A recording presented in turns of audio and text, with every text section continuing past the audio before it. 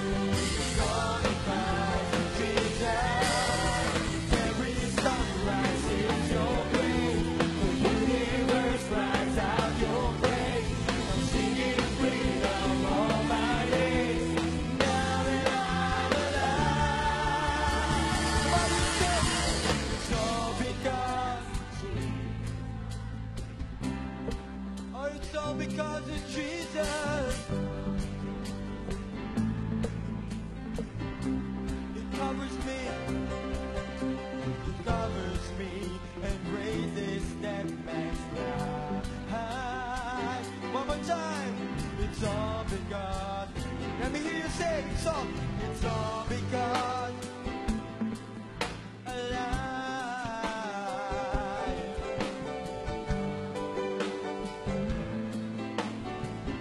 And it covers me.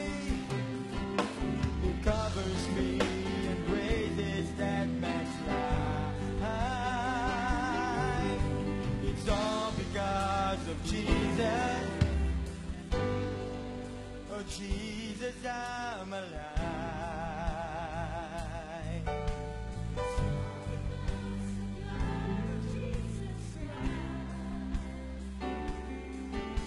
It covers me and raises that man's life.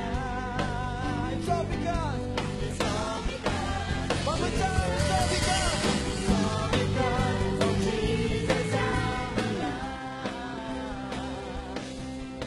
It's all because the blood of Jesus Christ.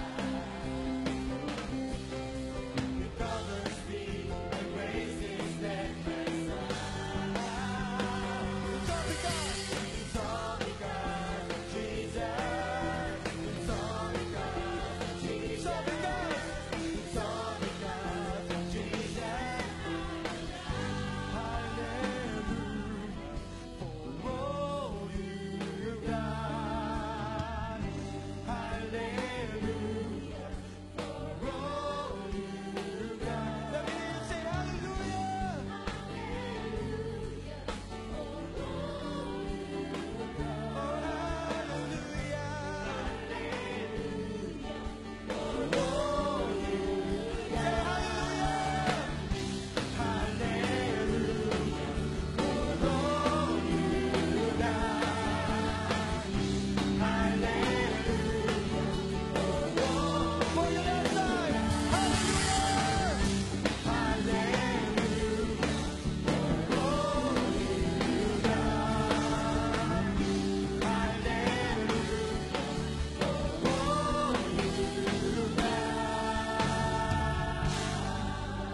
Oh, hallelujah. For all you've done, Lord, for your goodness, for your mercy, for your faithfulness. Oh, we give you all the praise, God. Ibang palakpakan natin ang Panginoon. Hallelujah. Sino po ang nakaranas ng katapatan ng Panginoon? Amen po ba? Then there are a lot of reasons why we should worship the Lord. For we have experienced how faithful the Lord our God is in our lives. Iba-iba pong kaparaanan, pero isa po ang pinagmumulan, ang dakilang pag-ibig ng Panginoon sa bawat isa. Siya po'y tapat, lagi po siyang nakatunghay sa kanyang mga anak. Kung nais mong sambahin ng Diyos sa mga oras na ito, I invite you to lift up your hands to God. Think about His goodness. Think about His love. Think about His mercy, His faithfulness. The time na pinagaling ka niya. The time na iniahon ka niya sa kinakakasadlakan mong hirap. The time when He resolved your long-standing problem. Hindi niya tayo iniwan. Oh, we thank you, Lord. We worship you.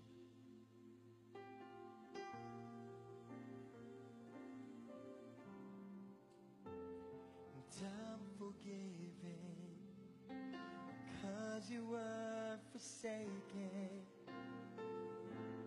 And I'm accepted, you were condemned.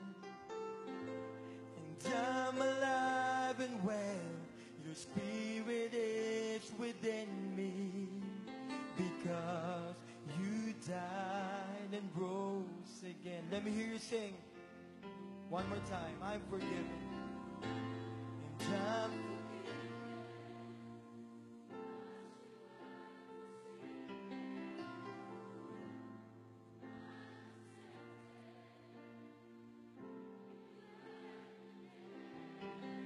I'm alive.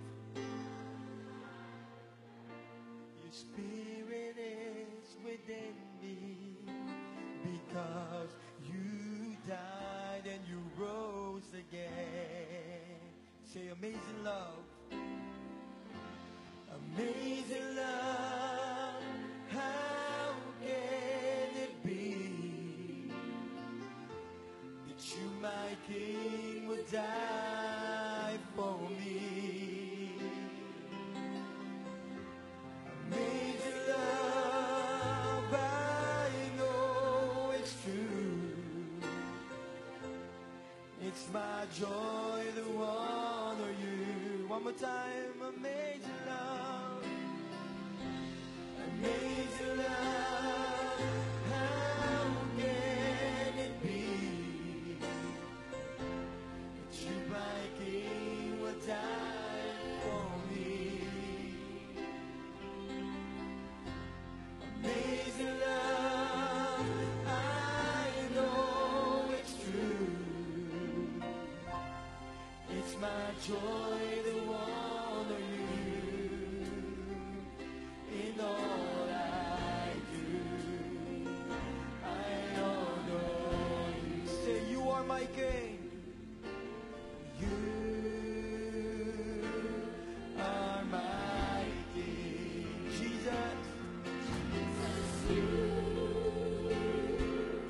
are my King.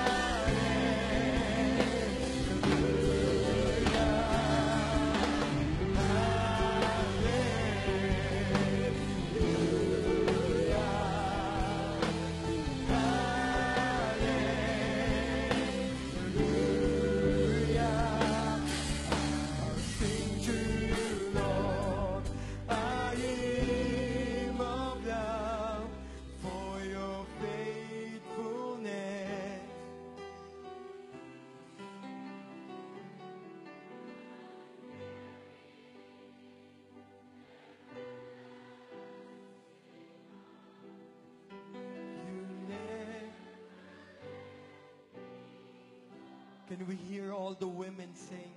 And I'll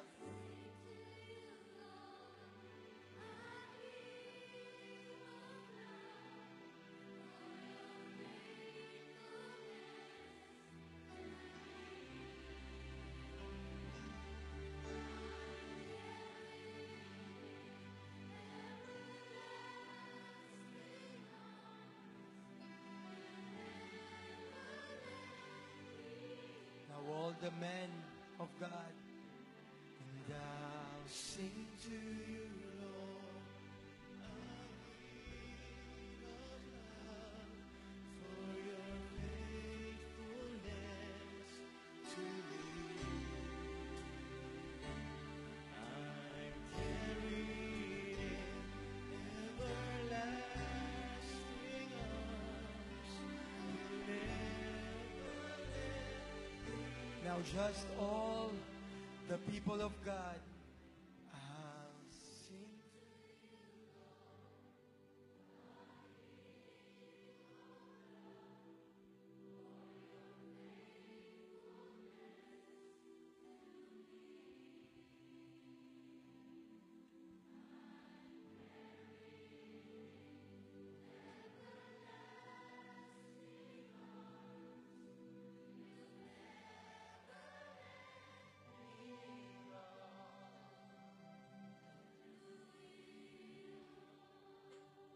Will you bow your head, please?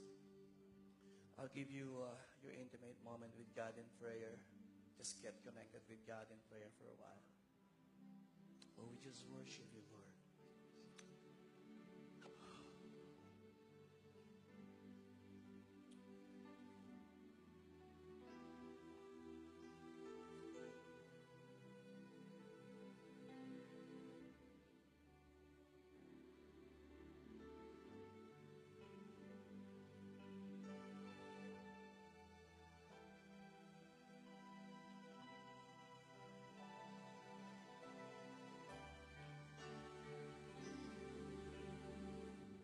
Just bless you, Lord, today. Just linger a little in the presence of the Lord. Just bless you, Lord. Bless you, Lord God. Hallelujah. Let's sing this song. Still, let's sing, Hide Me Now Under Your Wings this morning.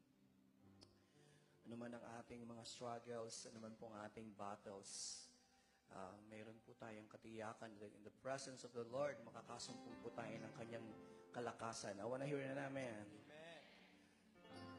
Let's sing this song for a while before we listen to the Word of God. Hide me now. I'll give you the chance to sing.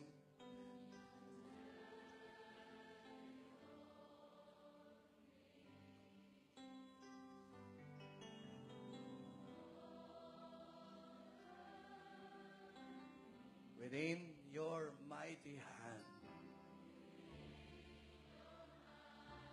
Sabay-sabay nga po tayo. When the oceans rise and thunders roll, I will soar with you above the storm. Father, you are King over the flood, and I will be still. Though you are God. Sabay-sabay. Find rest, my soul. Rest, my soul. In Christ alone. Everywhere. Christ alone. Know His power. Know His power. In quietness. Sabay-sabay nga po tayo. Our confession of faith. The oceans rise and thunders roar. I will soar with you above the storm. Father, you are King over the flood, and I will be still. One more time. At just give the congregation to sing this song. When the oceans rise and thunders roar. Can I hear you now?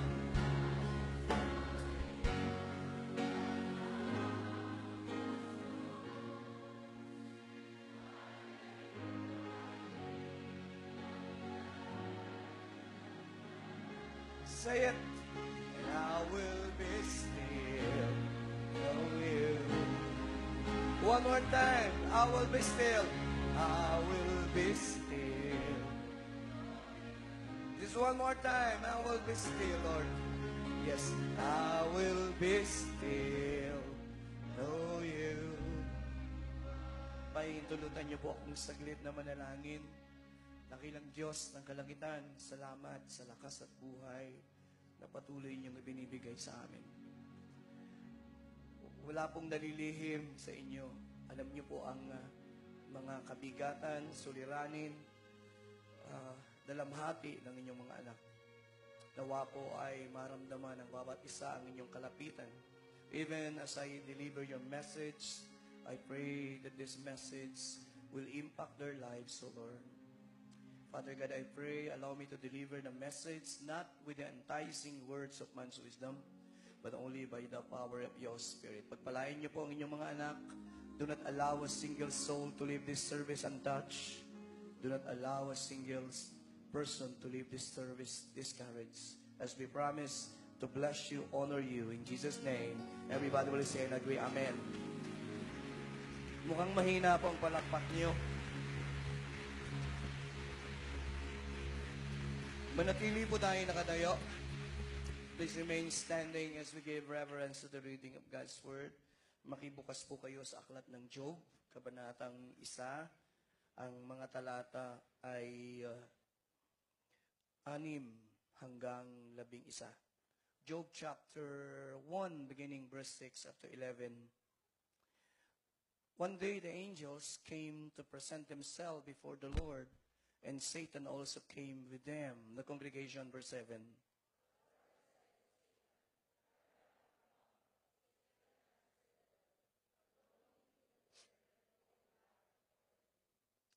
Then the Lord said to Satan, have you considered my servant Job? There is no one on earth like him.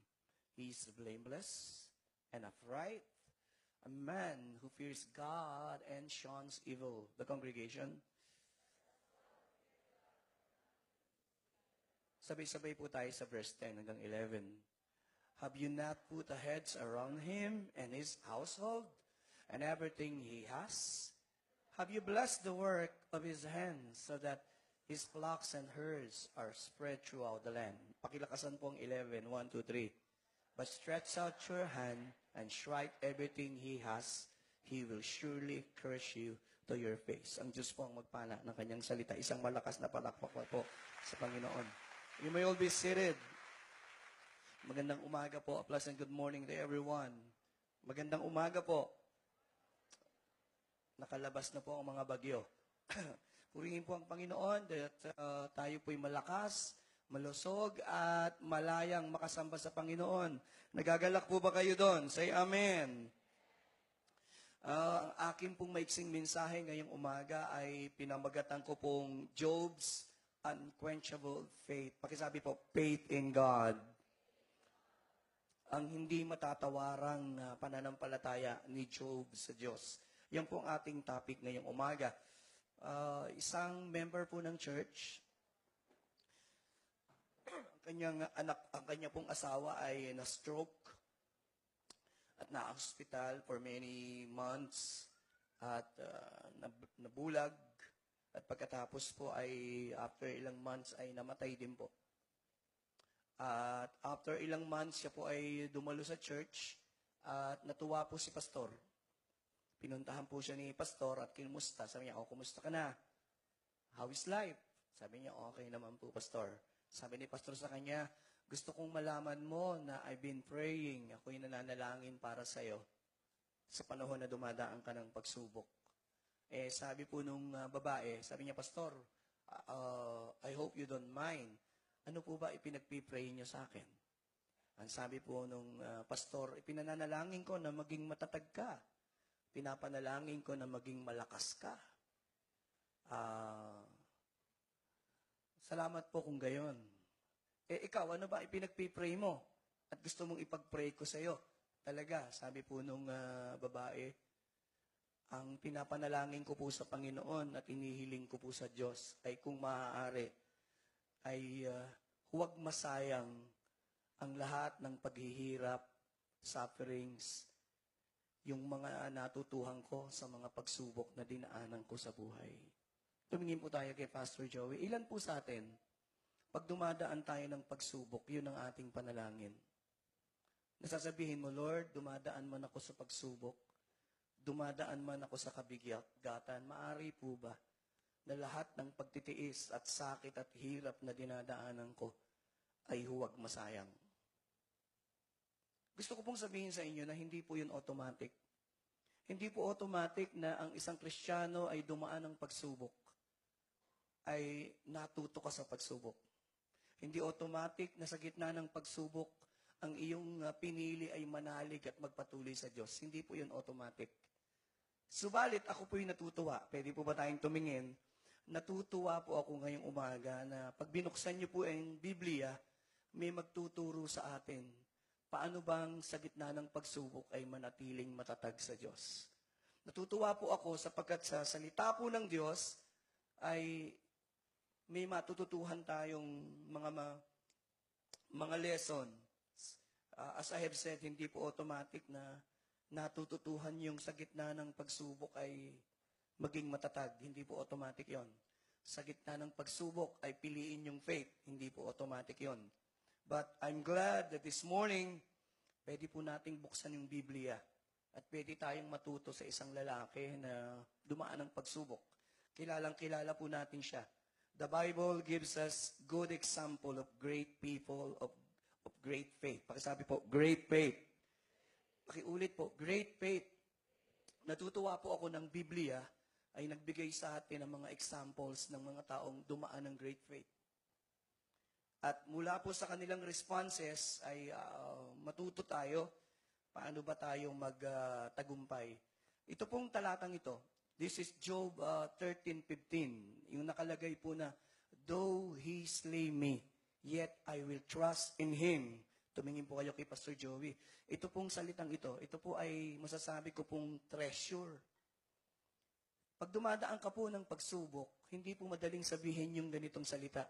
Panginoon, kahit patayin mo pa ako, para praise, kahit paghihirapin mo pa ako, Panginoon, kahit ako masaktan, hindi magbabago ang pagtitiwala ko sa iyo. Sa gitna po ng pagsubok, anong pinakamadaling gawin? Magreklamo. Magtanong. Sa gitna ng pagsubok at sufferings, ang pinakamadaling gawin ay isipin mong ang Diyos ay unfair sa iyo. Bakit hinayaan ng Diyos na daanan mo yan? Ito pa po. Treasure mula sa bibig ng isang man of faith. Job chapter 1, 20-21. Sa gitna po ng pagsubok, ang sabi niya, naked I came from my mother's womb. Naked I will depart. Pakisabi po, naked I will depart. Yan pong mensaheng yan po yung nakaukit sa puso at spirito ni Job. Kaya hindi po siya natinag. Tama yung theology niya. Ang theology niya, dumating akong wala, aalis naman akong wala. Kaya nung ialis ng Diyos yung lahat, hindi siya nagulat. Sapagkat theology niya yun eh. Alam na alam niya yun. Dumating naman ako ng wala. Pag alis ko naman, wala. Hanggang ngayon, totoo po ba yung theology niyan? Say amen? Totoo po ba yun na pag alis natin dito, wala naman tayong dadalhin? Totoo naman po, no? Pero talaga lang, kuminsan, nakakalimutan natin, nga, no? Wala naman kami talaga dadalhin eh. Tapos sabi pa niya, the Lord gave, pakisabi po, the Lord gave, the Lord is taken away. Medyo si Job dito, medyo kulang yung kanyang pagkaunawa. Tama po yung Diyos yung nagbigay. Ang Diyos po ba kumuha? Hindi. Medyo, yun ang hindi alam ni Job. Tayo, alam po natin yon. So, samahan niyo po ako ngayong umaga, habang binubuo ko po yung sermon na to, may tatlong tanong sa isip ko. Unang tanong ko po sa isip ko, how does the Lord want us to respond when we came face to face with trial? Pastor Joey, ano ba ang gusto ng Diyos? Paano ko haharapin ang pagsubok? Tanungin mo yung sarili ko, nung dumaan ako nung pagsubok, paano ko hinarap yung pagsubok? Hinarap ko ba to in a godly passion? Nung dumaan ako ng pagsubok, ang Diyos ba naluwalhati kung paano ako nagsalita? Naluwalhati ba ang Diyos kung paano ako nag-respond sa pagsubok? O napahiya ang Diyos? How I responded.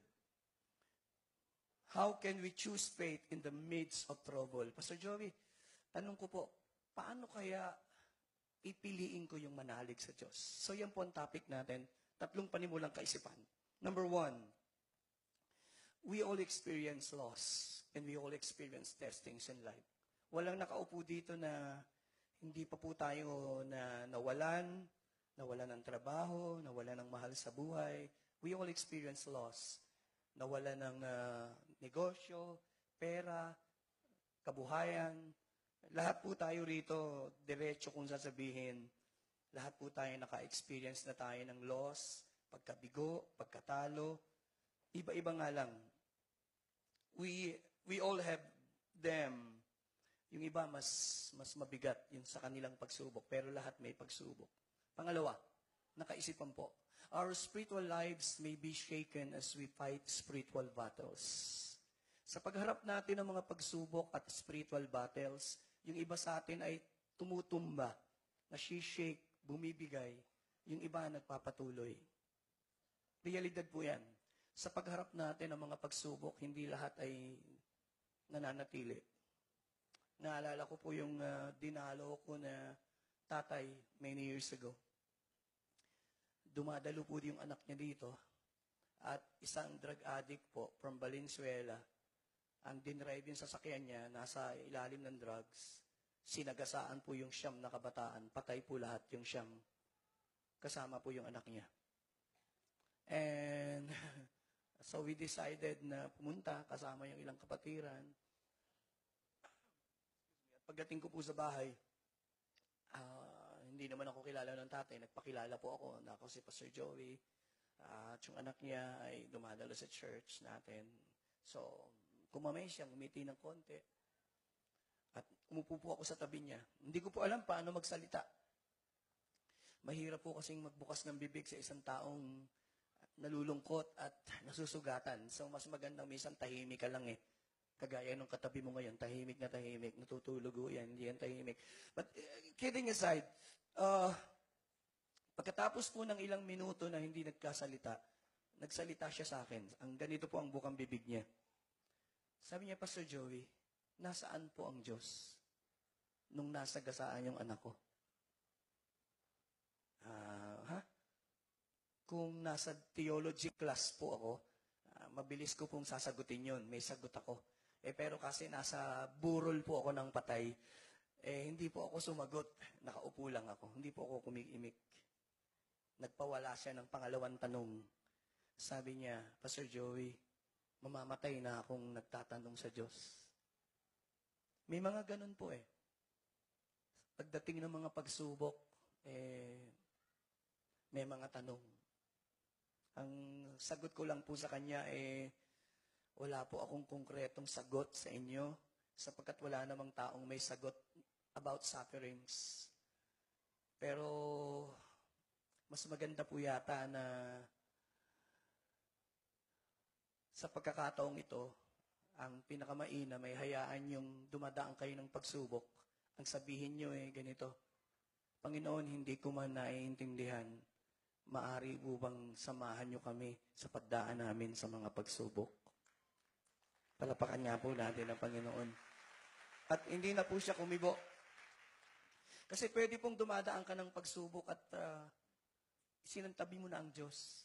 Ayaw mo nang kilalanin ang Diyos. Kasi hindi mo naiintindihan. Alam niyo po, pag may pagsubok, ang unang judgment mo sa Diyos, ang Diyos hindi patas. Ang Diyos unfair. Sasabihin mo sa dinami-dami ba naman ng anak, bakit yung anak ko pa nasa gasaan? Parang sinasabi mo, bakit dinala ng anak ng iba? Minsan ganun po tayo.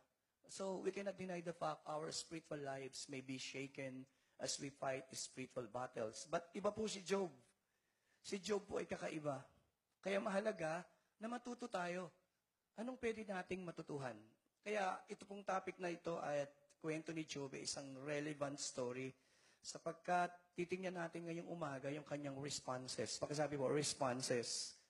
Paano siya tumugon? Ang sabi po ni Satanas, Job chapter 1 verse 11, tingnan po natin, sabi ni Satan sa Diyos, tinitiyak niya. Sabi ni Satan sa Diyos, basta't pinagmamalaki po kasi ng Diyos si Job eh. Sabi niya, nakakita mo ba yung servant ko? Napakatapat, napaka-faithful. Eh sabi ni Satanas, pakita muna natin yung verse.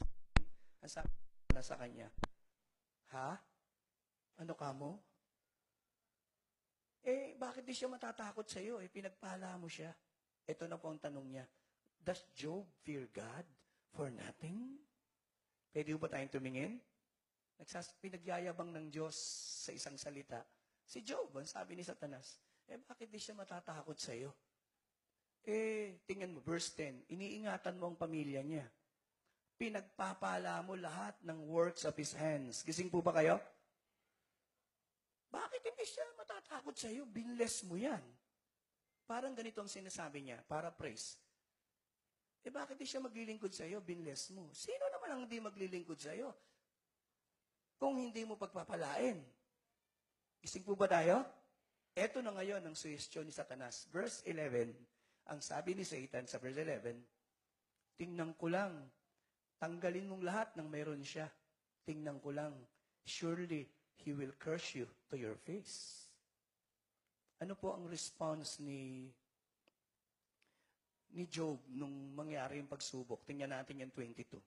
Talon muna po tayo sa 22 bago po tayo magsimula. Sa verse 22, in all this, sabi po ng Bible, kayo po ang bumasa, Job did not by charging God with wrongdoing. So makikita niyo po, mali po si Satan. Hindi lahat ng tao na dumadaan ng pagsubok, namamatayan ng anak, naghihirap ay sinusumpa ang Diyos. May mga taong nananatiling nagmamahal at matapat sa Diyos. Say amen. Say amen. Palapakan nga po natin ang Panginoon. So yan po yung thesis ng kwento. Ang tanong, meron nga bang magmamahal sa Diyos nang hindi niya pagpapalain? Narito po ba kayo dahil sa pagpapala? Wala na po akong kausap. Nariyan po ba kayo? Ang pinaka-thesis po ng sermon, si Job ba ay magpapatuloy na nagtitiwala sa Diyos kahit hindi niya naiintindihan ang mga pagsubok? Wag na pong thesis, tanong na lang. Ikaw po na nakaupo ngayong umaga rito, magpapatuloy ka bang naglilingkod sa Diyos kahit hindi mo naiintindihan ang mga problema mo? Wala na po akong kausap. Magpapatuloy ka bang nagmamahal sa Diyos? Kahit minsan may sakit ka, kahit minsan wala kang pagkain, wala kang bang matrikula, mihina na ho yung sagot niyo. Sabi nung isa, no, amen. Kanina, amen eh. But kidding aside, this morning, I pray na buuin muna natin yung kwento. 3 lang po ang i-share ko. Una, tingnan natin si Job, tingnan natin yung kanyang character. Pakisabi po, character. Ang pinaka-importante po sa isang tao, yung karakter mo. Pinakamahalaga sa Diyos at isang bagay na ipagmamapuri ng Diyos sa akin at sa iyo ay yung ating karakter. Hindi po pinagmalaki ng Diyos kay Satanas yung dami ng bahay, yung dami ng kanyang ari-arian, ang ipinagmalaki ng Diyos. Ano po yun? Verse 8, ang sabi ng Diyos kay Satanas, pakita natin, have you considered my servant Job? There is no one like on earth. There is no one on earth like him. Isa-isahin natin. Pakisabi po, he is blameless. Pangalawa po, he is. Pangatlo, a man who fears God. Pangapat, a man who shuns evil. Napansin niyo po ba?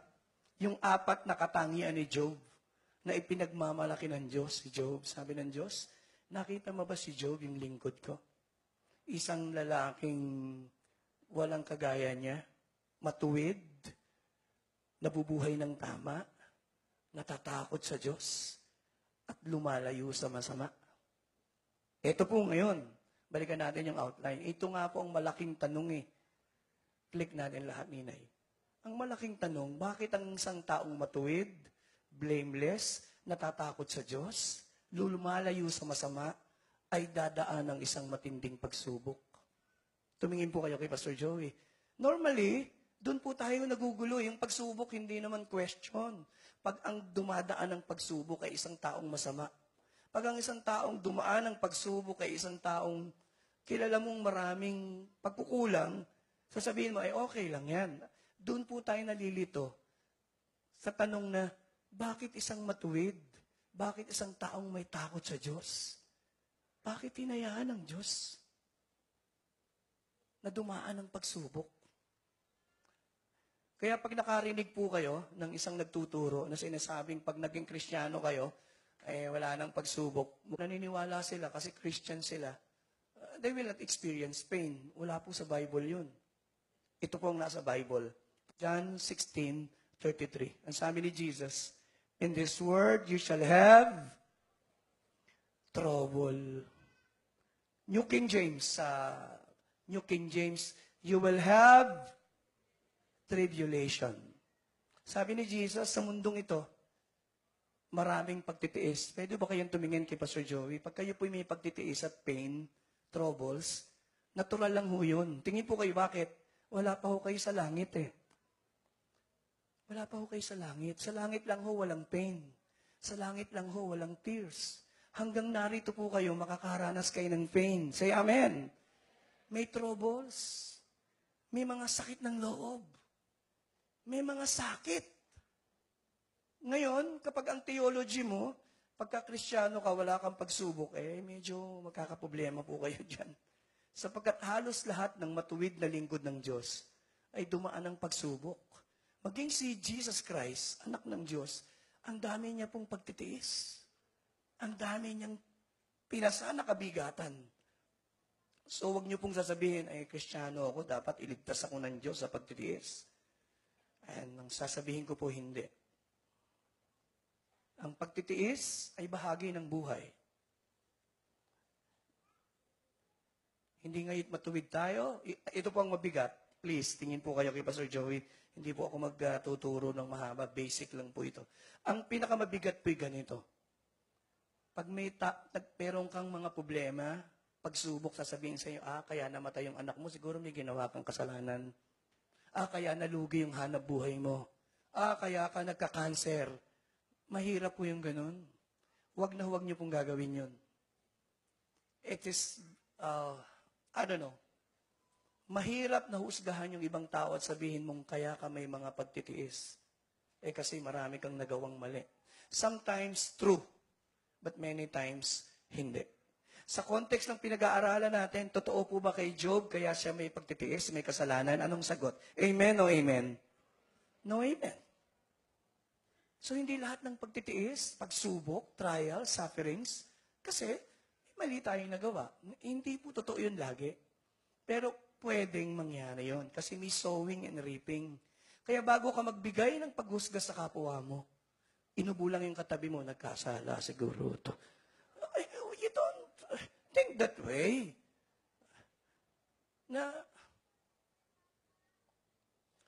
So, sinishare ko po ito kasi gusto ko pong mabalanse yung ating pananaw na itong lingkod ng Diyos na to, wala namang, kasi sabi ng iba, basta matuwid ka, basta godly ka, ang daming godly people sa Bible, dumaan din ng pagsubok. Si Joseph nga, nilayuan lang si Mrs. Potiphar, nakakulong pa eh. Are you there? What is my point? Ang puntos ko po lamang, huwag mong isipin na dahil matuwid ka, dahil wala kang kasalanan, lagi kang ililigtas ng Diyos sa pagsubok. Ang sagot ko po ay, hindi. Maaaring pahintulutan ng Diyos. Pakisabi nga po, maaari. Baguhin niyo kasi hindi siya nakikinig. Pakisabi, pwede. God may allow. Ayun. Maaaring pahintulutan ng Diyos. Posible. Kasi may higher purpose ang Diyos eh. Bakit ko po ito sinishare ngayong umaga? Sapagkat importante lang po sa akin, una, maging balance yung ating theology. Baka mamaya, iba ho yung ating pagkaunawa. Si Job po, a man who turns away from God. Ang pinakagusto ko po kay Job, pakita natin yung verse 5 saka verse 6. Ang isang makadiyos na magulang, mas madali mong makikita sa klase ng mga anak na pinalalaki niya. Ulitin ko po. Kapag gusto mong tingnan ang isang makadiyos na magulang, tingnan mo yung mga klase ng anak na meron siya. Ito pong si Job, masyado po siyang jealous sa pangalan ng Diyos. Kapag ang mga anak niya po ay nagtitipon-tipon, nagsasama-sama, tinitiyak ni Job na pagkatapos gawin yun, maghahandog po si Job. Nakalagay po dyan, it may be that my sons have sinned and cursed God in their hearts. Tingin po kayo kay Pastor, by the way, sa mga magulang na narito, nasaan nga ba ang inyong mga anak? Bakit di mo sila kasama sa church?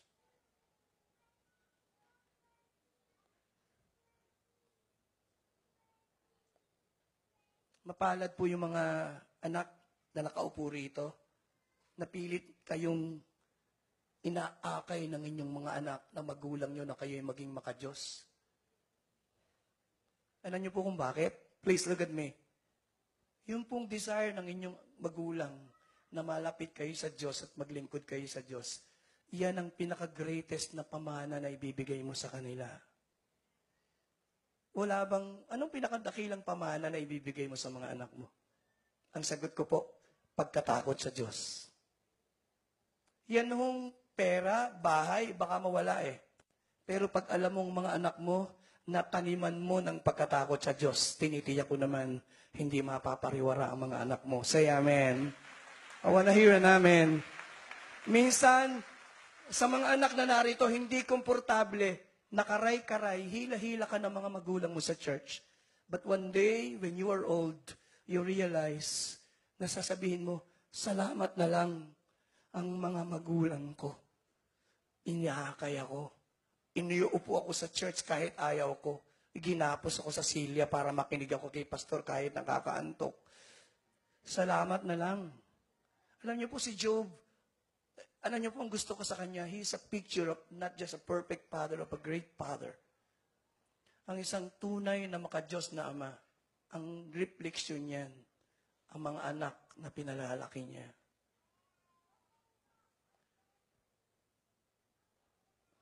So, binabati ko po yung mga magulang na pinagtsitsagaan nyo yung, yes, binigyan nyo ng magandang edukasyon. Pinag-aral mo sa pinakamagandang eskwelahan. Yes.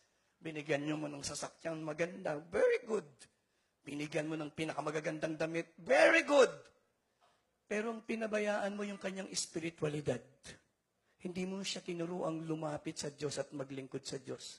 Tell me, nagawa mo ba talaga ang obligasyon mo bilang magulang? Ako po pagpaumanhinan nyo, nilagay lang po ng Diyos sa heart ko to eh. To all the parents seated in this service, let me say, ang pinakadakilang pamana na ibibigay niyo sa inyong mga anak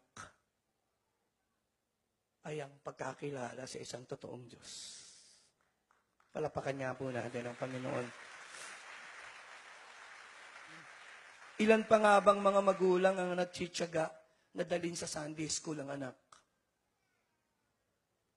Ilan pa nga bang mga magulang ang magtitiis na mahirap gisingin at bihisan ng bawat anak, dadalhin mo sa Sunday school, gusto mong matuto ng salita ng Diyos, but believe me, that is the best you can do to your children. And one day, hindi po kayo magsisisi.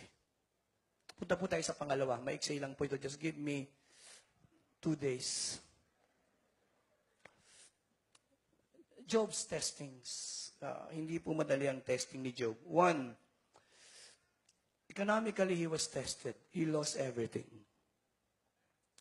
He lost everything. Nawala ang kabuhayan, namatay lahat ng kanyang anak.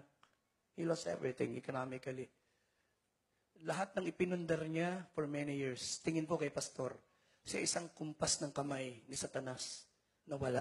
Tingin po kay Pastor Joey, why? Why?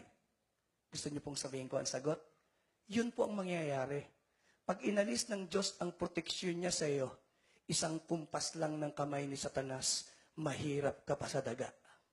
Ulitin ko po. Bakit nagawang hipuin ni Satanas ang pamilya ni Job? Inalis ng Diyos ang proteksyon niya. Mahirap pa po tayo sa daga pag hinayaan ng Diyos kapag ang proteksyon ng Diyos ay mawala. Pag winidraw ng Diyos ang kanyang proteksyon sa iyo, believe me, the devil, wala siyang hinihintay kundi ialis ng Diyos ang proteksyon niya sa iyo. Because the devil can touch you anytime. Nung ialis ng Diyos, tingnan niyo po yan, Job 1 verse 10. Sinabi naman ni Satan sabi niya, bakit? Nilagyan mo ng heads. Binakuran mo You made a heads. Pakisabi po, heads. Niliskob mo. Pinoproteksyonan mo siya. Yung pamilya niya. Around all that he has on every side. Nakikita niyo po ba kung paano kayo pinaprotektahan ng Diyos? Lumalabas yung pamilya mo araw-gabi. Bumabalik ligtas. Dumadating ang mga peste at kalamidad. And nakikita niyo po ba na protection ng Diyos yun? Paano kung tanggalin ng Diyos ang proteksyon niya? Isa lang huwang tiyak ko. Mahirap ka pa sa daga. Mauubos lahat ng pinundar mo sa isang saglit. Kayang gawin ni Satanas yan. Because the thief cometh to steal, to kill, and to destroy. Pangalawa po, domestically, he lost his children. Hindi po siya nawala ng isa. Nawala po lahat ng anak niya. Nung nakaraang bumaha ang nabasa lang nung baha yung laptop ko Lungkot na lungkot ako pag tinitingnan ko, sabi ko, mahal yan Laptop lang po yun nalulungkot ako Paano kung mawawala yung mga anak mo? Hindi isang anak. Lahat. At alam niyo, yung pinakamabigat niyang pagsubok, yung kanyang asawa. Nawa, nakaupo kayo rito, hindi pagsubok kay asawa niyo. Si pastor naman. Job chapter 2 verse 9. Ito ang mabigat na pagsubok. Di ba ang asawa, kaya asawa to support, to encourage. Ang sabi ng asawa niya, sumpain mo na Diyos nang mamatay ka na rin. Di ba mahirap na pagsubok yon? Sa mga magsisipag-asawa at balak mag-asawa, gusto ko lang sabihin, ang nakasumpong ng mabuting asawa ay nakasumpong ng pagpapala. Tanungin niyo po yan sa mabuti yung asawa. Sabi niya, Amen.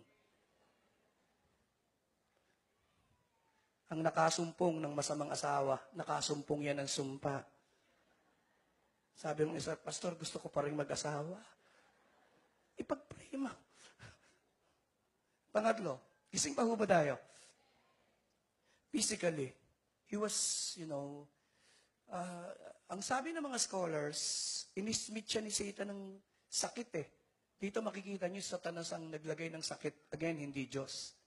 Pinahintulutan lang ng Diyos. Sabi po ng chapter 2 verse 7, tingnan natin yung exactong verse. Just give me 15 more minutes. And Satan went out from the presence of the Lord. Pakibasa po, 1, 2, 3. And with painful sores from the sole of his feet to the soles. Yan. Naku po. Ang translation po ng iba, pigsa po yan. Yung magkaroon ka ng isang pigsa dito sa hita mo, ang sakit, di ka na makalakad. Ang kay Job, lagyan natin ng drama, ang kanyang pigsa mula ulo hanggang talampakan. Ikaw nga, sinat lang ang arte-arte mo. Oh my! Sinat! Kung makadaing ka, parang cancer.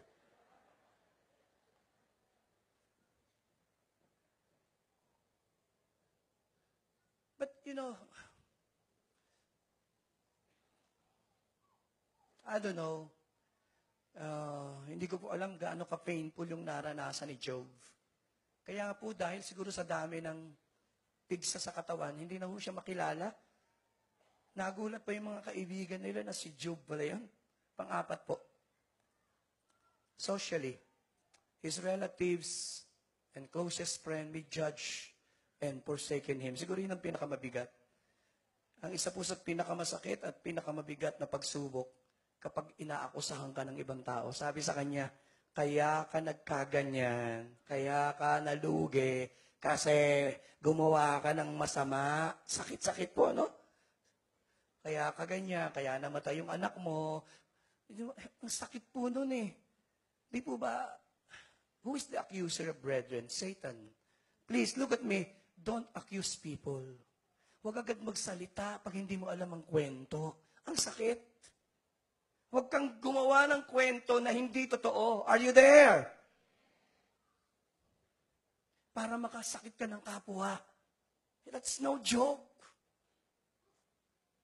Yung sakit nun, hindi mo na. I believe with all of my heart, ang isa sa pinakamahirap na pasanin sa buhay yung akusahan ka ng ibang tao.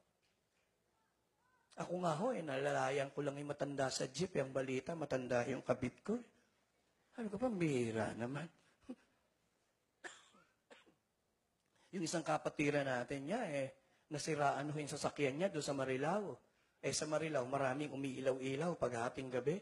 Doon nasiraan. Naku po, nabalita siya, pumapasok sa nightclub. Yes, people can. It's sometimes, ilan po sa atin dito, nakaupo ka rito, biktima ka ng mga akusasyon. May kausap po ba ako? Biktima ka ng masamang kwento. Biktima ka ng katang kwento. At ang sakit ng pakiramdam mo. Panlima, gising pa ho tayo. Mentally, he was very confused. Bakit? Wala naman siyang alam na kasalanan na ginawa niya. Hindi niya alam, naglalaban na ng impyerno at kalangitan. At ang battleground, siya. The battleground was Job. There is an ongoing battle ng langit at ng hell. At ang pag-uusapan ay mananatili bang tapat si Job? And he was very confused mentally. Pang-anim at pang-pito, emotionally. Pakisabi po, emotionally. Pag dumadaan po tayo ng pagsubok, apektado yung ating emosyon. Hindi ako nagtataka na ganun po ang si Mrs. Job. Sinabi niya, you curse God and die. When we are emotionally, tayo po emotionally talaga dumadaan ng pagsubok. Hindi mahaba yung ating pasensya. Hindi mahaba yung ating pangunawa minsan. And because of that, ang bilis nating magsalita. Madali tayong ma-depress. At pang-pito, he was spiritually confused. Not only spiritually, the test. Tahimik po ang Diyos Walang pinakamasakit kundi yung tahimik ang Diyos. Nagtatanong ka. Tatanungin ko po kayo, okay po bang magtanong? Obligasyon po ba ng Diyos na magpaliwanag sa atin pag may pagsubok tayo? Ano po ang sagot?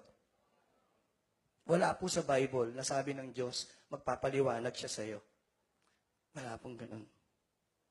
Ang Diyos po ay sovereign God. Malaya niyang gawin ang gusto niya. Wala kang right na magtanong. This God is sovereign. He is powerful. Pwede kang magtanong, pero hindi obligado ang Diyos na sumagot. Hindi kailangang magpaliwanag ng Diyos ng mga Diyos at hari ng mga hari sa iyo. Bakit? Pasensya na po sa salita. Sino ka ba sa palagay mo? God is not obliged. But, because God is merciful, maaaring magpaliwanag siya. Kasi hindi ko po sinasabing magpapaliwanag, maaari. But God is a merciful God. Ngayon, Pastor Joey, pag nagtatanong ba kami sa Diyos, nagkakasala kami? Ang sagot ko po, when I read my Bible, even great men nagtatanong sa Diyos. naturalesa po ng tao na magtanong. Nature ng tao, pag hindi mo maintindihan, bakit nga ba? Bakit nga ba ang ganda-ganda ko, wala namang lumiligaw sa akin?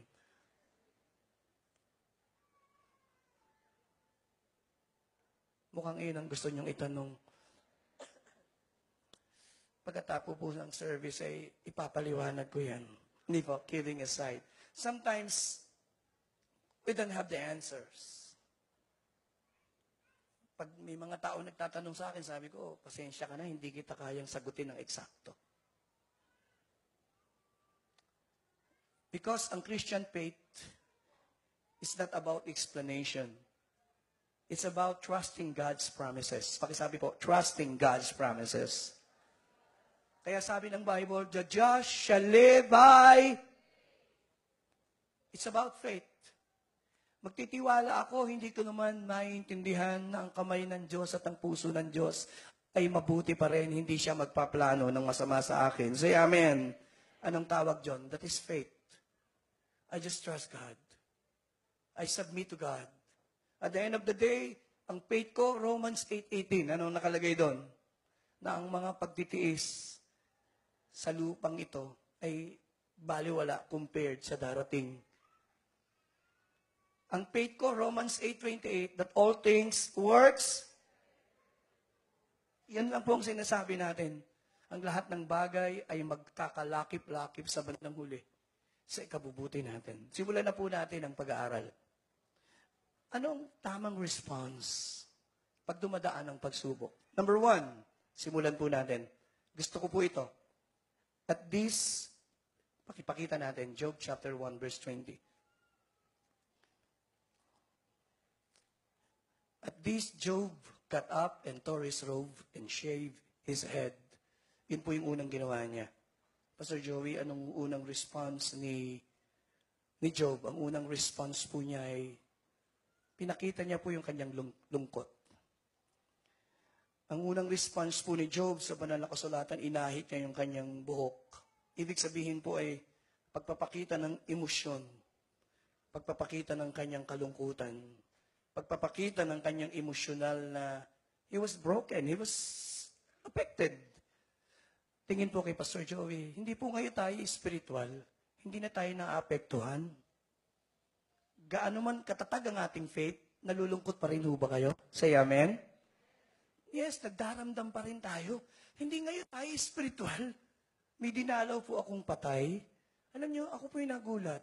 Namatay yung tatay, abrupt, wala man lang umiiyak. Sapagat ang teaching pala nila, bawal umiyak sa patay. Sabi ko, ha? Nabasa niyo ba Bible? Si Jesus mismo umiyak Nakikipaglibing lang dun sa patay John 11:35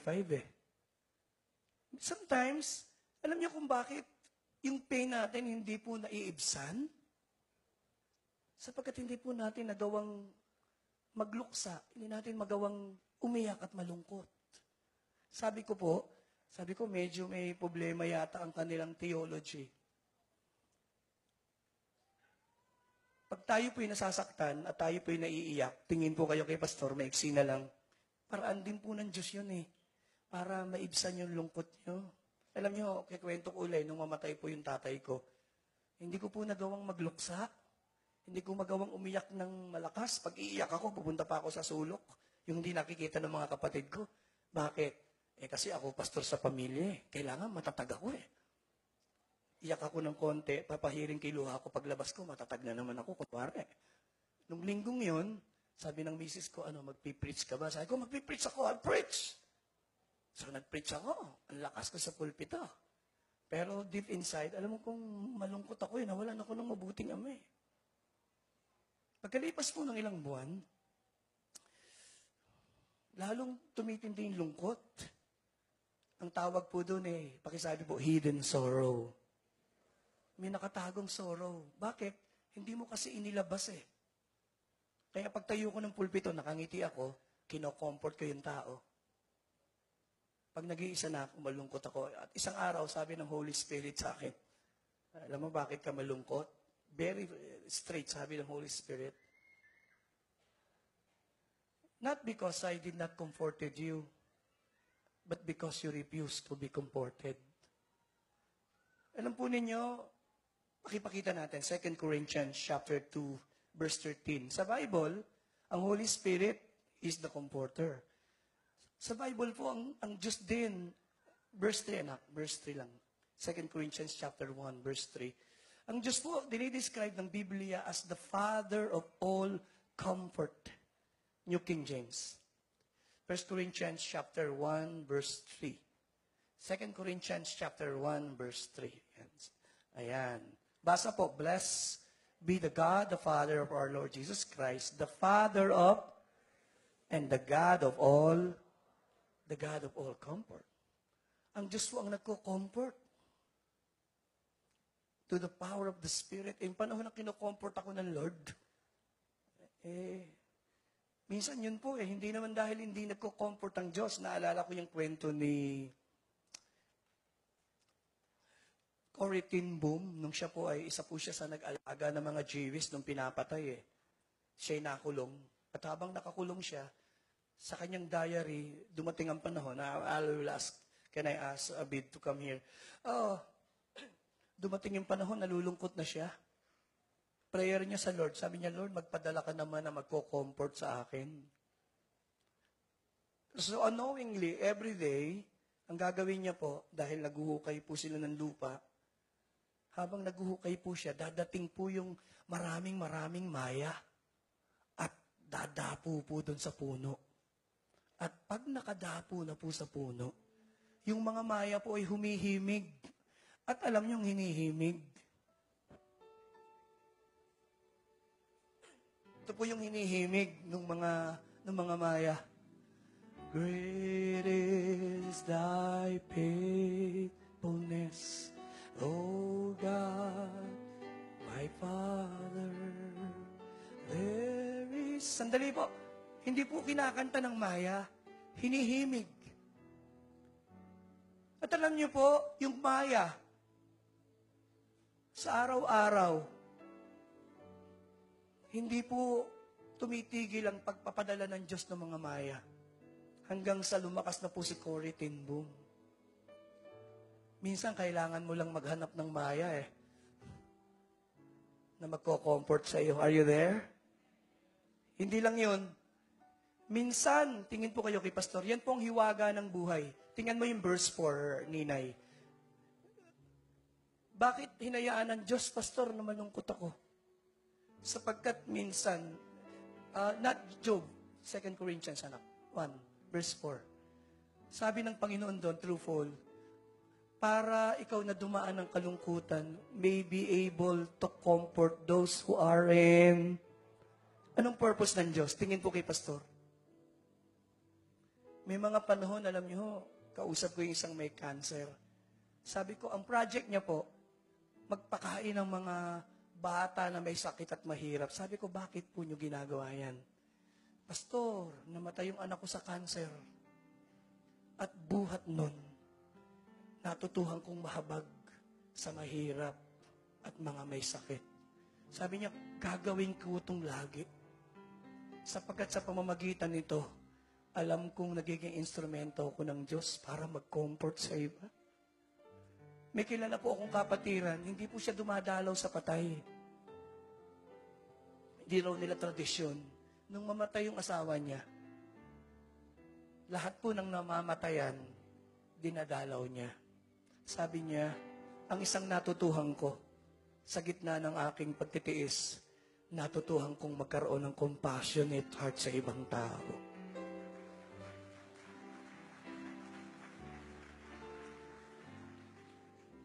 Mahirap pong sagutin Minsan, nung mamatay ang tatay ko, malungkot po ako. So, nirebuke ako ng Holy Spirit. Doon ko nasulat yung awit na My Heart's Desire. Ganito yung linya. My heart's desire is to bless your holy name. My heart's desire. Pangako ko sa Lord, sabi ko, Panginoon, and even in the times of troubles, and even in the times of trials, my heart's desire Alam niyo po, share ko lang. Kinakanta po natin yan eh. May mga lalapit sa akin, yun pala yung kwento ng awit na yun. Kaya mo pala nasulat yun eh kasi namatayan ka ng tatay. Sabi niya, Pastor, pag kinakanta ko yung awit niya, nakakadama ako ng comfort. Sabi ko, bago pa kayo na-comfort sa awit, ako na ang unang kinomfort ng Diyos. Alam niyo po,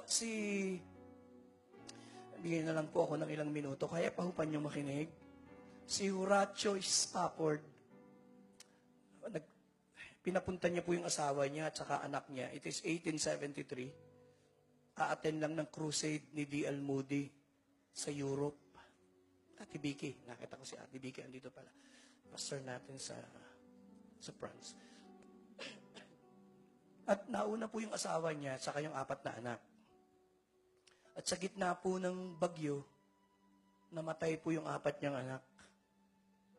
Dahil sa barko, nasira. Naligtas yung asawa.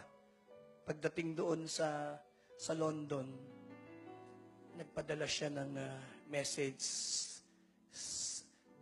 kay Horatio Spafford at sabi niya, anong gagawin ko? Save alone, what shall I do? Yan ang telegrama. Sabi nung asawa, huwag ka mag-alala, susunod ako dyan. At pagkalipas ng ilang araw, bumili na po siya ng kanyang ticket, sumakay ng barko. Papunta from Chicago and Atlantic crossing at kinausap niya po yung kapitan. Sabi niya, Kapitan, isang pabor. Pag malapit na tayo sa lugar kung saan namatay yung 4 kong anak, gusto ko pong tumigil lang kayo ng ilang sandali. Nagbigay naman po yung kapitan. Pagdating kung saan namatay yung kanyang anak, tumigil po yung barko doon. Nagpray po yung tatay at bumalik sa cabin at umalis na. Pagdating niya po doon sa England, doon niya po na-compose yung awit na, It is well with my soul. It is well with my soul.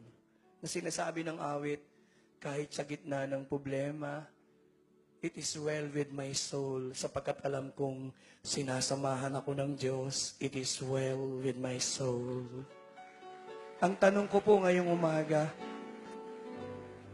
kung kayo'y dumadaan ng pagsubok, tinitiyak ko pagsasamahan kayo ng Diyos at nagtitiwala kayo sa Diyos, masasabi niyo rin yung sinabi ng author, it is well with my soul. Pakisabi nga sa katabi mo, it is well with my soul. Pakisabi sa kanya, okay lang ako kasi sinasamahan ako ng Diyos. Malakas na palakpak nga po sa Panginoon. Mas malakas po dyan. And even in the times of troubles, and even in the times of trials, my heart's desire. Magpipray po ako. Gusto ko pong ipag-pray sandali yung mga babae at lalaki who came to this service. Maaring nawalan ka ng mahal sa buhay. Asawa, anak, kapatid. And you know that today, your heart is still grieving. Will you allow me to pray for you right now? I will ask you just to stand up where you are. I'm waiting. 1, 2, 3, 4. Who else? 5, 6, 7, 8, 9. Who else?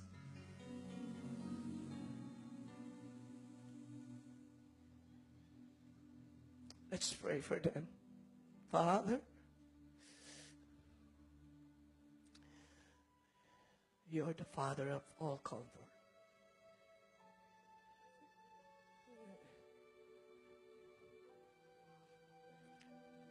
Oh, Holy Spirit,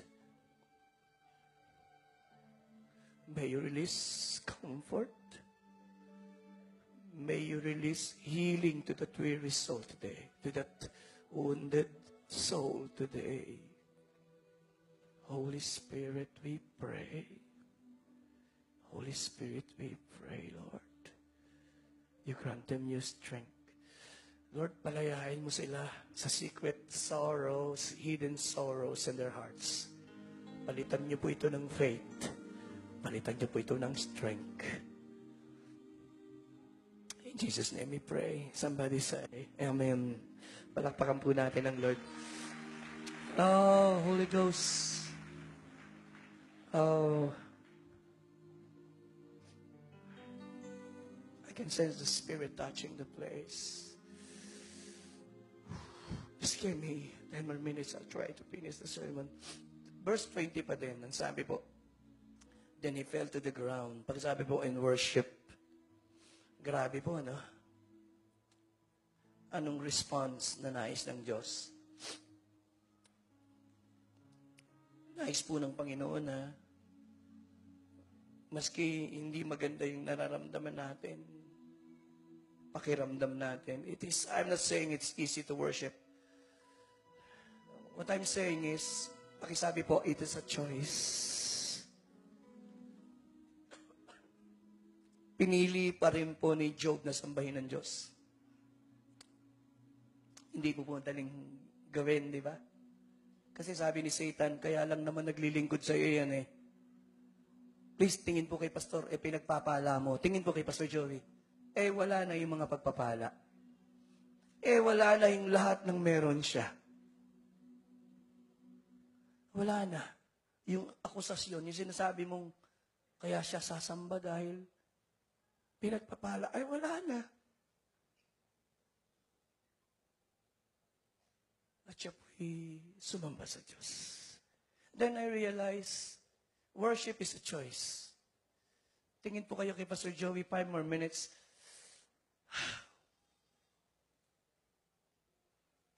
Madali pong sumamba. Pag magandang buwan, magandang araw, busog, malusog. At ang most powerful worship ay naibibigay mo ng gusto. Sa panahon na alam mong you are in pain, you're experiencing loss, dahil nasasabi mo sa Panginoon na sinasamba kita hindi dahil sa mga biyaya at mabubuting bagay lang. Sinasamba kita, Panginoon, because of who you are. Because of who you are. Lord, I praise you because of who you are. Di po ba? Not for all the mighty things that you have done.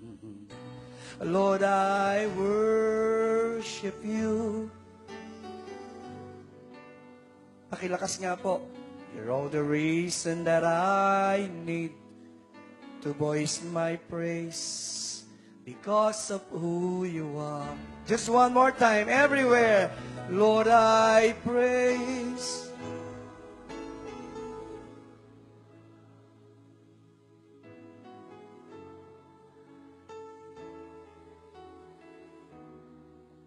Lord, I worship you.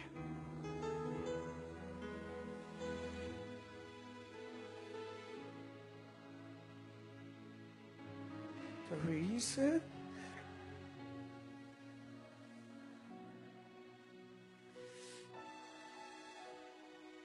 hindi lang si Job po ang gumawa niyan. Si David, ginawa niya po yan. Psalm 63 was written by David. Sa panahon na siya ay kinukuditan ng anak niya. Yung pagiging king, sinulat niya yung Psalm 63. The book of Philippians was written by Paul sa panahon na siya ay nakakulong. At sinasabi niyang, rejoice in the Lord always. May gusto po akong isang old song. Ang old song ako'y magpupuri sa'yo. Di ba ganito yung linya? Ako'y magpupuri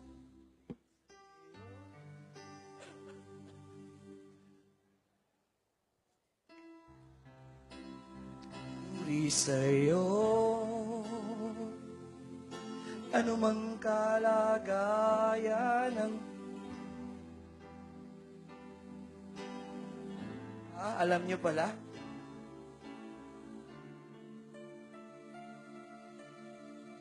Ako'y magpupuri sa'yo.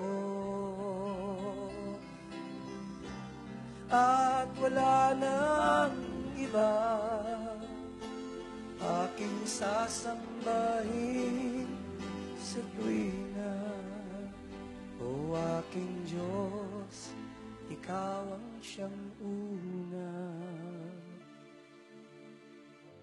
Pupurihin. Isang beses na lang mo. We're doing good. One more time.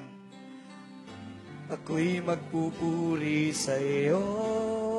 If you know this song, try to sing. Ano mang kalagayan ng puso, nagagalak pa man.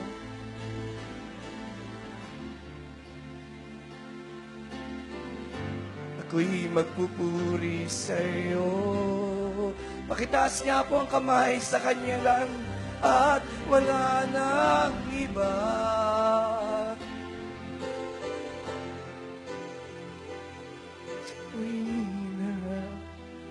O aking Diyos, Ikaw ang siyang una. Magpipray po ako saglit. Pupurihin amang Diyos, payabungin niyo at palalimin niyo ang aming pagsamba. Magpunla ka sa aming puso ng awit at pagsamba, maging sa gitna ng mga pagsubok. Salamat po sa ngalan ni Jesus. Palapakan po natin siya. Amen. Pangatlo, pang-apat, panlima, and I close. Just 5 more minutes. It was a complete submission. Hindi po niya naiintindihan. Pero nagawa niyang yumuko at sabihin, the Lord gave, the Lord is taken away. May the name of the Lord be praised. Our responsibility is simply to obey. Dadating po ang panahon, hindi natin naiintindihan ng maraming bagay. And kahit di natin naiintindihan, the best that you can do and I can do is just bow down. Sinulat ko po rito sa aking note, Job's submission, Job submitted himself as a clay to the Father to be molded without reservation. Tumingin po kayo. Ang ginawa ni Job, para siyang isang luwad. Parang clay. At sinabi niya, sige Panginoon, hubugin mo kung ano yung gusto niya. Minsan mahirap. Pero alam niyo po, sa panahon ng pagsubok, yan po yung oportunidad na i-mold tayo ng Diyos. And during ganitong panahon, pagkaya nating yumuko at sabihin, Lord, hubugin mo po ako ayon sa nais niyo. Lord, so be it. Allow me to submit. Pang-apat at panlima, pakisabi po, silence. Mahirap po. Mahirap pong tumahimik kuminsan. Pero yung silence ni Job, sa halip na kinurse niya ang Diyos, he was driven into silence. Hindi siya nagreklamo. Hindi niya isinara yung kanyang kamay para magbanta sa Diyos. Tumahimik lang siya. It's simply a sign of trust na nagtitiwala siya na hindi man niya naintindihan ang plano ng Diyos, mas mabuti pa rin ang plano ng Diyos. Say amen. Isaiah 55, 8 and 9. Papaalalahanan ko po kayo. In trusting God's sovereignty, ibig sabihin, we trust His plans. And most of the time, sabi ng Isaiah 55, for my thoughts are not your thoughts, nor are your ways my ways. For as the heavens are higher than the earth, so are my ways higher than yours, or your ways and my thoughts than your thoughts. Tandaan niyo po, minsan iba ang paraan ng Diyos sa paraan natin. At ang kahuli-hulihan, and I close, and I need to close, pakisabi po, acceptance. Wala na po akong kausap. Ang sabi niya, shall we accept good from God and not trouble? Sinabit niya sa Diyos yung sarili niya. Sabi niya, bakit? Tatanggap ka lang ba ng pagpapala? Pagpagsubok ba? Ayaw mo na? Sinabit niya po yung sarili niya sa refining process. Sa pagtatapos ko po ngayong oras na to, dumadaan po ba kayo ng pagsubok at kabigatan? Marahil pinahintulutan ng Diyos yan para po kayo ay mahubog pa ng Panginoon. Nagsabi po nung babae, kinuwento ko kanina, sabi niya, sana ang mga pagtitiis na dinaanan ko huwag masayang. Ang panalangin ko po, ano man ang inyong mga pagsubok na dinadaanan sa pamilya, anumang aspeto, sabihin mo, Panginoon, kung may itinuturo ka, sana huwag masayang, sana matuto ko para dito. Palapakan po natin ang Panginoon. Tumayo po tayong lahat. Mag-i-end po tayo sa awit na ito. Then I'll pray for the congregation.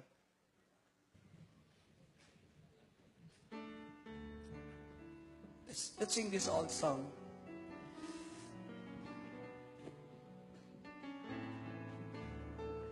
Sa Biblia po, dalawang bagay as I close. Si Job po ay naging example ng patience. Isa po sa gustong i-develop ng Diyos sa atin, pagkasabi po, patience. Minsan, gusto ng Diyos na matuto tayong magtiis. Pastor, puro na nga pagtitiis. James chapter 5, 10 and 11. Ang sabi po ng scriptures, babasahin ko po ito. James chapter 5, 10 and 11. Brothers, as an example of patience, ayan po, in the face of suffering. Sino po ang binanggit niya? Si Job. You have heard of Job's perseverance and have seen the Lord finally brought about. The Lord is full of compassion and mercy. I pray na ma-develop sa atin yung patience and perseverance. Last verse, Job 40 verse 10. Ayoko lang mong ma-miss na basahin yung Word of God eh. Nung manatili po si Job na faithful po sa Panginoon. Verse 8. Ayan po, nagtatanong na po siya. At alam niyo po, ang sabi ng Lord kay Job, ipag-pray mo yung mga kaibigan mo, tumingin po kayo. Isa po sa natutuhan ni Job, after ng kanyang testings, huwag yung maging bitter. Dapat bitter po siya sa mga kaibigan niya eh. Hindi po siya naging bitter. Pinag-pray niya po yung mga kaibigan niya nag-accuse sa kanya. Alam yung ginawa ng Diyos? Inirestore po ng Diyos ang lahat ng nawala kay Job ng 2 beses pa. And that is restoration. I pray, pag naging faithful tayo sa Diyos sa gitna ng testings, allow me to say, ang mga ninakaw ni Satanas ay kayang ibalik ng Diyos sa inyo at sa akin ng doble. Hindi ko po kayo marinig. Say amen. Let's sing this song. Let's end with this song. Ito po ang aming response sa short message. Ang puso ko'y payapa sa buhos ng ulan. Hindi nababahala dahil ika'y nandiyan sa init ng pag-ibig mo. Ako'y manahan hanggang matapos ang ulan. Bibigyan ko po kayo ng pagkakataong awitin. Pagsubok at pagluhay,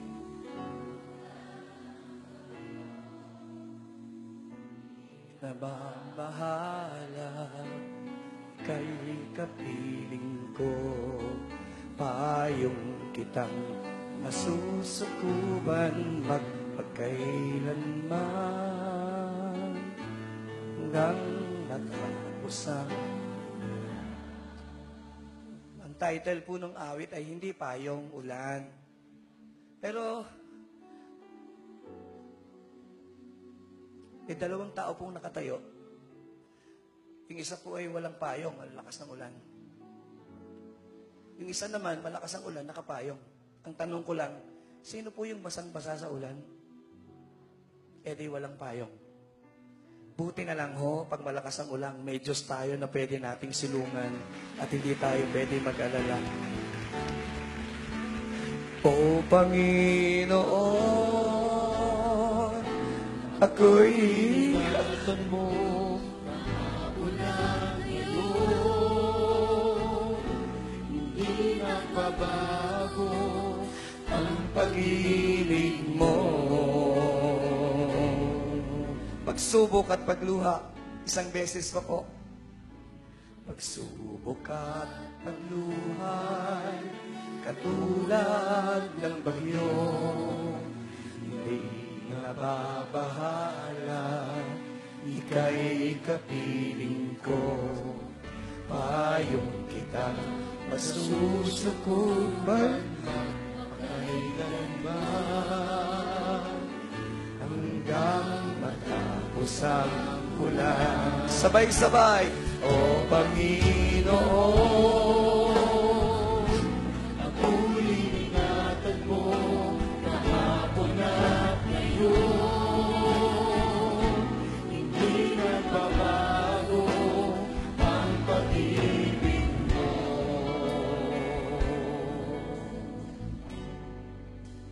subok at pagluhay, katulad ng bagyo, hindi nababahala, kay kapiling ko.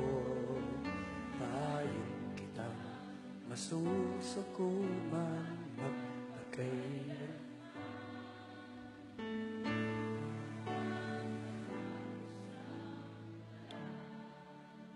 Bibigyan ko po kayo ng ilang saglit upang yumuko, upang personal na manalangin. Then I'll pray for the congregation as I close.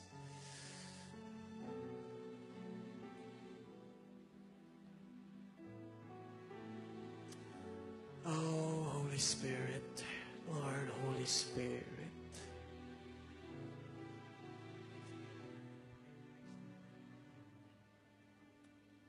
Bago po ako mag-pray sa kongregasyon, may isang request po lang ako.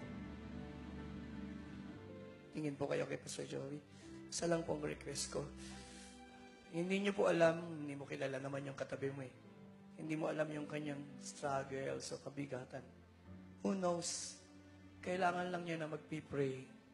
Kailangan niya lang ng tatapik sa kanya. May I ask you to bless someone? Yung comfort na ibinigay ng Diyos sa iyo ngayong umaga. Gusto ko pong you grab someone on your left, on your right, and pray. Oh, thank you, Holy Spirit. Father God, I pray that the comfort you gave to us ay ma-share din namin sa iba. Someone who is grieving today, anumang pain na meron siya, anumang sugat, I just simply pray, Lord, that you will release healing, even health, even strength.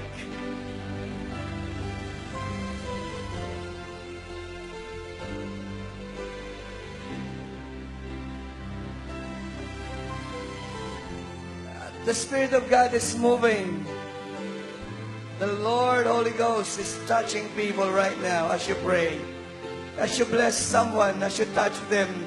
Oh, Holy Ghost, palapakan po natin ang presensya ng Panginoon sa ating kalagitnaan. When the oceans rise, Lord, when the oceans rise and thunders roar, this is our faith. I will soar with you above the storm. Father, you are King.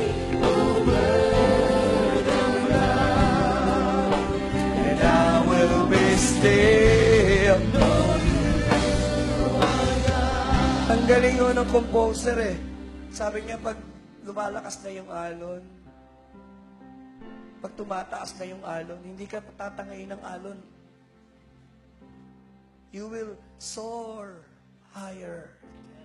Confession of faith yan eh. Tapos sabi ng susunod na bahagi ng awit, alam ko po, you are king over the flood. Ito po ang gusto ko sa lahat. I will be still. Panginoon, lalabas ako sa service na ito, payapa ako dahil alam kong nandiyan ka at ikaw ay Diyos na hindi nagbabago. Palakpakan natin ang ating Diyos. Hindi niyo tayo iniiwanan. Mas malakas po dyan. We end. When the oceans rise and thunders roar. Lord, bless your people. God, grant them new strength. Grant them new courage to serve you. You are King over the blood. And I will be still, know you are God. The people of God, when the oceans, say it, believe it, confess it. I will soar with you.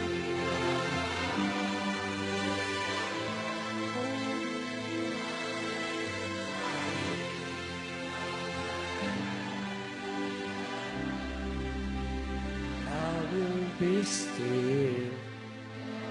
Pakitaas po ang kamay. Father, I just simply bless the people who came today, implant thy word deeply into their hearts. Mula po sa araw na ito, we will walk by faith more, Lord. And we will always choose faith and worship in the midst of sufferings and trials. I bless them in the name of the Father, the Son, and the Holy Spirit. Everybody will say and agree. Amen. Magandang tanghali po. I love you all. When the oceans run,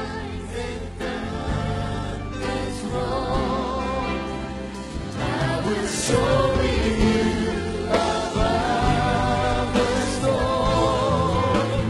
Father, you are King over the land. And I will be still, know you are God. And I will be still, know you are God. And I will be still, know you are God. Hallelujah! We will be still because our God is always there for us. Amen. Forever we will bless your name, O Lord. Come on. Come hands to God.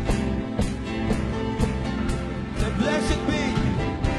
Blessed be your name In the land that is plentiful, when streams of abundance flow. Blessed be your name. Blessed be your name. Yes, God. Blessed be. Blessed be your name. When it found in the depths of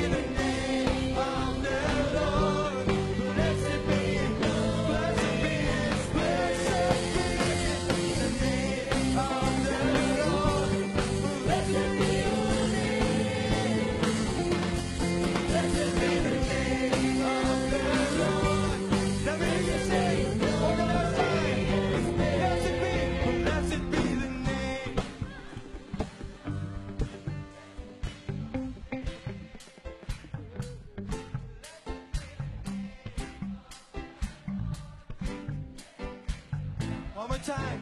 Say, blessed be the name. Yes, God, we bless your name now, God.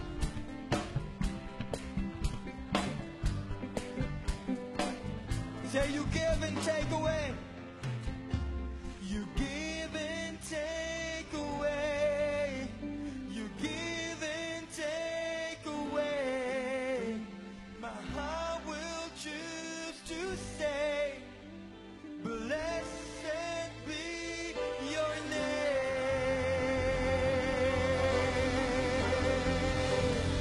Oh, bless the name of the Lord.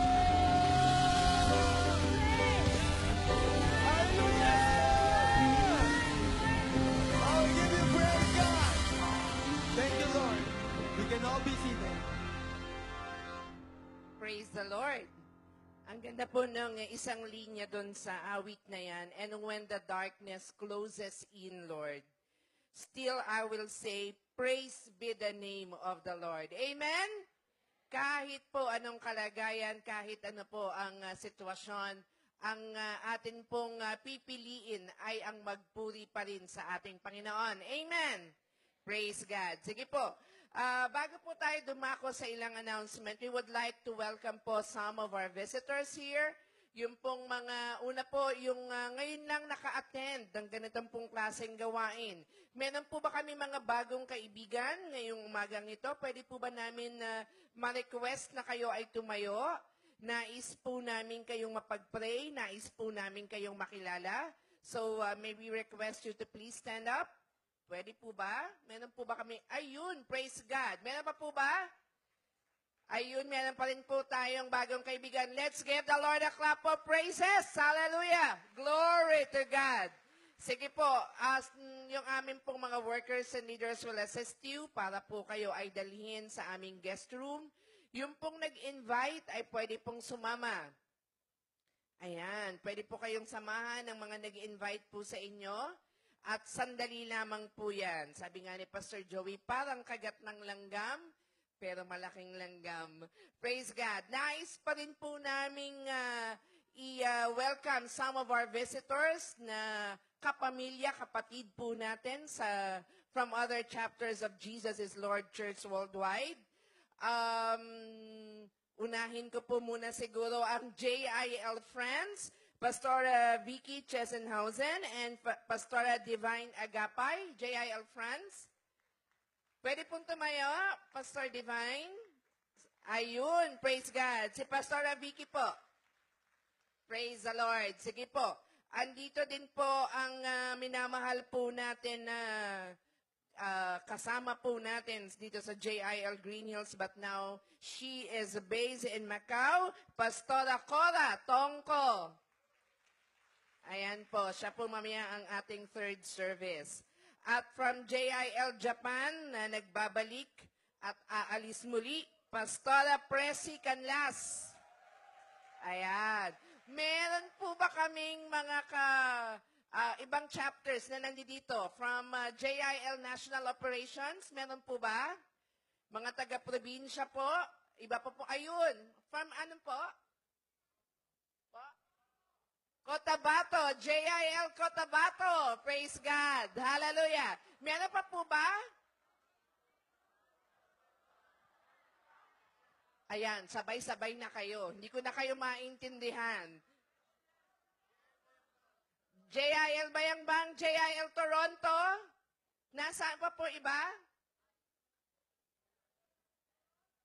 Toronto, meron pa po? Japan, yes. Japan, yes.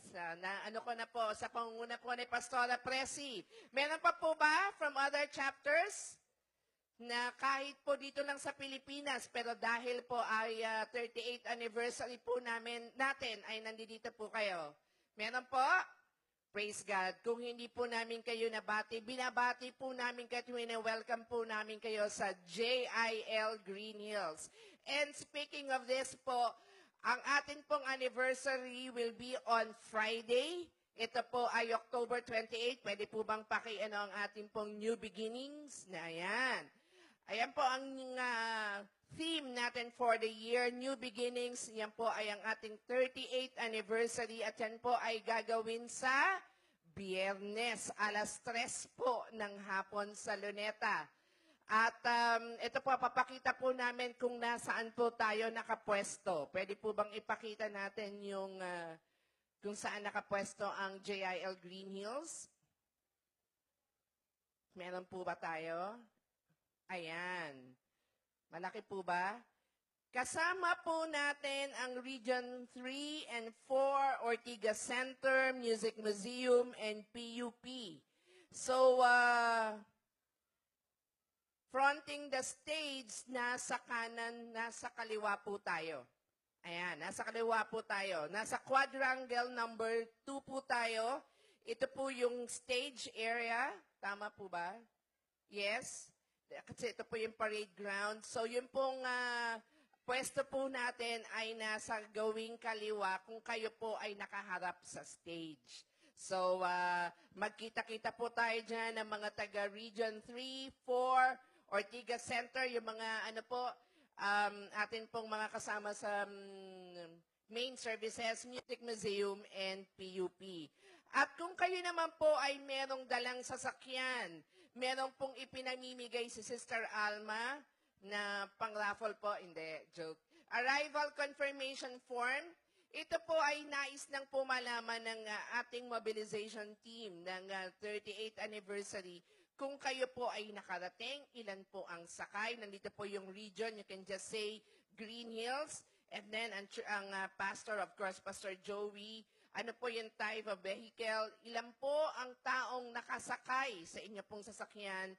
Ano yung plate number at ano po yung name ng driver.